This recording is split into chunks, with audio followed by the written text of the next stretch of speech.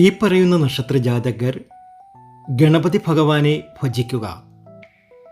അങ്ങനെ ഗണപതി ഭഗവാനെ ഭജിക്കുന്ന ഇവർക്ക് പെട്ടെന്നൊരു ഗുണാനുഭവം വന്നു ചേരും, ഒരു അത്ഭുതം വന്ന് നടക്കും.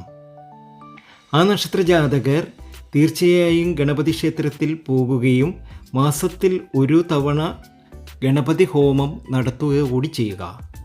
നക്ഷത്ര ജാതകർ ഇവരാണ്: അശ്വതി, ഭരണി, കാർത്തിക മേടൻ രാശിക്കാരാണ്. പുണർതം, പൂയം, ആയില്യം കർക്കിടക രാശിക്കാരാണ്.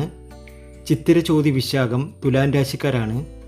ഉത്രാടം, തിരുവോണം, അവിട്ടം മകരൻ രാശിക്കാരാണ്.